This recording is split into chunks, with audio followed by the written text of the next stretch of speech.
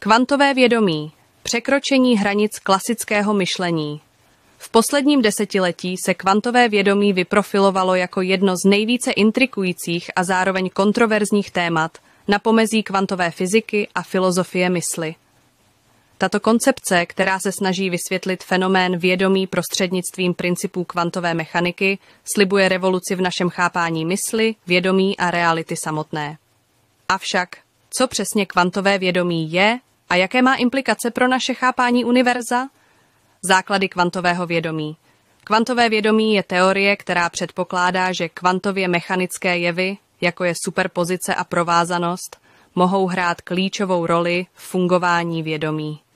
Na rozdíl od klasické fyziky, která vysvětluje svět jako soubor oddělených, dobře definovaných stavů, kvantová mechanika nám ukazuje realitu, kde mohou částice existovat v mnoha stavech současně, superpozice a okamžitě ovlivňovat jeden druhého bez ohledu na vzdálenost.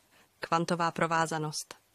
Roger Penrose, renomovaný britský fyzik, a Stuart Hameroff, anesteziolog a vědec, jsou mezi hlavními zastánci teorie, že kvantové jevy mohou být základním prvkem vědomí. Jejich model OR, Orchestrated Objective Reduction, navrhuje, že mikrotubuly v neuronových buňkách mohou být místem, kde se kvantová superpozice a kolaps vlnové funkce odehrávají, což umožňuje vznik vědomých zážitků. Výzvy a kritika. Přestože je koncept kvantového vědomí fascinující, čelí také značné skepsi a kritice. Jedním z hlavních argumentů skeptiků je nedostatek empirických důkazů, které by přímo podpořily existenci kvantových procesů v mozku. Kritici také poukazují na to, že kvantové stavy jsou extrémně křehké a v biologickém prostředí mozku, které je teplé a vlhké, by se pravděpodobně rychle ztratily. Budoucí směřování a implikace navzdory těmto výzvám představuje teorie kvantového vědomí vzrušující směr pro budoucí výzkum. Pokud se podaří empiricky potvrdit její platnost, mohlo by to mít dalekosáhlé důsledky pro naše pochopení vědomí, svobodné vůle a základní povahy reality.